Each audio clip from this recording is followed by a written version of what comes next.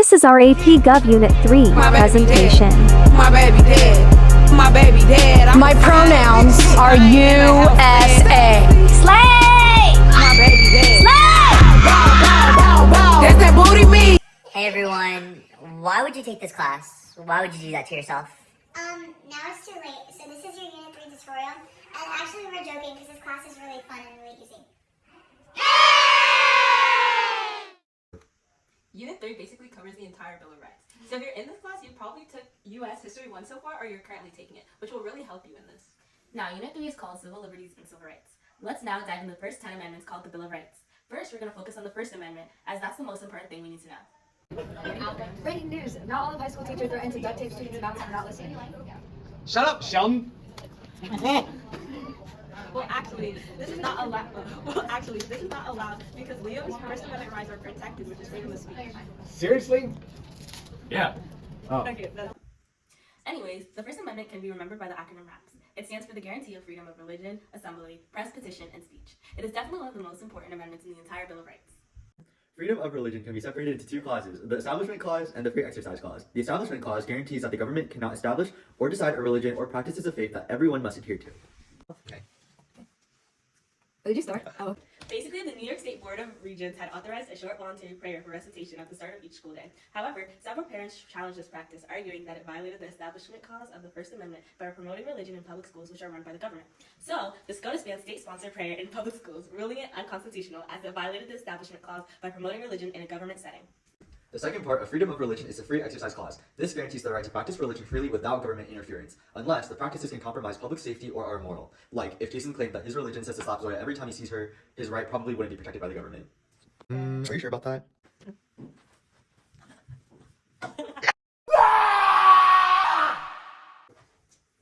Okay, now for Wisconsin v. Yoder. It was a Supreme Court case that upheld the right of Amish parents to withdraw their children from public school for religious reasons, affirming that compelling them to attend school beyond the 8th grade violated their religious freedom. Next is freedom of assembly, which says you can gather peacefully for a certain cause. An example of this would be the civil rights movement. Freedom of petition refers to the promise that individuals can lobby, gather signatures, and advocate this way to relieve themselves of grievances by legal channels. Freedom of the press safeguards people's right to publish news and interference without government censorship. It plays a crucial role in holding people in power accountable. A required case pertaining to this is the U.S. v. the New York Times Co., which outlined prior restraint. In this, the New York Times and Washington Post wanted to publish classified papers relating to the Vietnam War. Nixon and the U.S. government wanted to prevent the publication of such Pentagon papers. Basically, the SCOTUS ruled in favor of the newspapers, rejecting prior restraint or government censorship. Last but not least is freedom of speech. This case says that individuals have the right to express their opinions, ideas, and beliefs without government interference. This fundamental right encompasses a wide range of expression, including symbolic speech, which are nonverbal and non-written forms of communication, and also speech, writing, artistic expression, and more. So actually, the government does protect freedom of speech unless it poses a clear and present danger to others. If it is defamation, like a libel, which is printed, or slander, which is verbal communication, both of which can cause harm to a person's reputation or well-being, they are definitely not protected. Tinker v. Des Moines is one required SCOTUS case that relates to the First Amendment. It upholds student rights to wear armbands in school. At the time, they wore armbands in protest of the Vietnam War, and the school said it could be dangerous. However, when the case got taken to the SCOTUS, it was decided that student expression in this case is completely fine, and that the First Amendment is to be protected. There's one last case that goes with the First Amendment that you need to learn, Schenck versus the United States. In this, Charles Schenck was charged with violating the Espionage Act for publicly advocating against a military draft. The decision was that the Espionage Act did not conflict with the First Amendment and that free speech was not to be upheld. Well, the next amendment that you will need to know is the Second Amendment. The Second Amendment is the right to bear arms or the right to own guns. There are two SCOTUS cases that you need to know to pass this class, which is U.S. v. Lopez and McDonald v. Chicago. Although McDonald v. Chicago is mostly about selective incorporation, which is the 14th Amendment, this case also connects to the Second Amendment because it is about gun rights in states. Give me a second. The first case for the Second Amendment is called U.S. v. Lopez, and it's also connected to the Commerce Clause. McDonald v. Chicago was a 2010 Supreme Court case. They ruled the Second Amendment right to keep and bear arms for self-defense is fully applicable to the states through the Due Process Clause of the 14th Amendment. This decision effectively incorporated the Second Amendment, ensuring that individuals in all states have the right to possess firearms for lawful purposes. Alright, now, that was a lot of info, so let's keep moving. Here are some of the most important things you need to know for this unit. So there's a lot of other cases you're going to need to know, and you don't really need to know like the super specifics of them, but you should know the foundations of each because they're going to appear on the AP exam and just tests in general. So the first one's Marbury v. Madison, which established judicial review, which gives the Supreme Court the power to declare laws unconstitutional. Furthermore, there's Brown v. Board of Education, which declared that state laws establishing separate public schools for black and white students were unconstitutional under the 14th Amendment. Anglo Vitale is another one, which basically ruled that it's unconstitutional for state officials to compose an official school prayer and encourage its recitation in public schools based on the First Amendment. Gideon v. Wainwright of 1963 guaranteed the right to legal counsel for criminal defendants in federal and state courts under the Sixth Amendment. Citizens United versus FEC of 2010 held that the corporate funding of independent political broadcasts and candidate elections cannot be limited under the First Amendment. There's only two more SCOTUS cases that you need to know, which is Baker v. Carr and Shaw v. Reno. Baker v. Carr establishes the principle of one person, one vote, allowing federal courts to hear and decide redistricting cases to ensure equal protection. Okay. Shaw v. Reno ruled that racial gerrymandering is unconstitutional, requiring strict scrutiny for redistricting based predominantly on race under the Equal Protection Clause.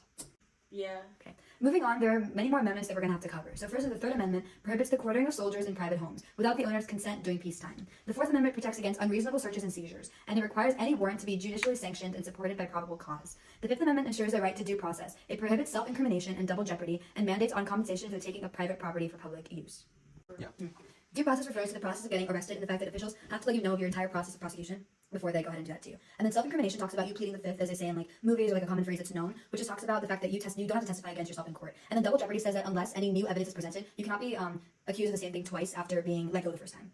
The Ninth Amendment states that the enumeration of certain rights in the Constitution shall not be construed to deny or disparage others retained by the people. And the Tenth Amendment says that the powers not delegated to the United States by the Constitution, nor prohibited by it to the states, are reserved to the states or to the people. And these 10 amendments are called the Bill of Rights. Moving on to the 11th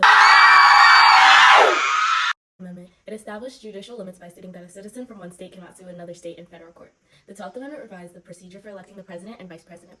The 13th Amendment abolished slavery and involuntary servitude except as a punishment for a crime. The 14th Amendment grants citizenships to all persons born or naturalized in the United States and ensures equal protection under the law. State incorporation is the process through which the Supreme Court has applied portions of the Bill of Rights to the states using the 14th Amendment's Due Process Clause. The 15th Amendment prohibits the federal and state governments from denying a citizen the right to vote based on race, color, or previous condition of servitude. Additionally, the 16th Amendment allows Congress to levy an income tax without apportioning it. Can I just do it? Okay. Additionally, the 16th Amendment allows Congress to levy an income tax without apportioning it among the states. The 17th Amendment established the direct election of the U.S. senators by popular vote. The 18th Amendment instituted the prohibition of alcohol. It was later repealed by the 21st Amendment. The 19th Amendment granted women the right to vote. And the 20th Amendment, also known as the lame duck amendment, changed the dates of the congressional and presidential terms. The 22nd Amendment limits the president to 2 terms in office. The 23rd Amendment grants the District of Columbia points in the Electoral College. The 24th Amendment prohibits the revocation of voting rights due to the non-payment of poll taxes. The 25th Amendment provides the procedures for replacing the president or the vice president in the event of death, removal, resignation, or incapacitation. And the 26th Amendment lowered the voting age from 21 to 18. And finally, the 27th Amendment prevents laws affecting the congressional salary from taking effect until the beginning of the next set of terms for representatives. That's all the amendments you need to know, and we're just going to talk about a few other things you might need to know for your Unit 3 test. One thing you need to know is affirmative action. Affirmative action is policies that consider race, ethnicity, or gender to promote equal opportunity and address past discrimination. Additionally, you'll need to know Title IX or Title IX. It's a federal law enacted in 1972 that prohibits sex-based discrimination in any education program or activity receiving federal financial assistance, ensuring equal opportunities for both women and men in education and athletics. These are the most relevant and important social movements that you need to know during this unit. First, yes, the Civil Rights Movement, which fought for the end of racial segregation and discrimination in the 1950s to 60s. The Women's Rights Movement, which advocated for gender equality, including suffrage and reproductive rights.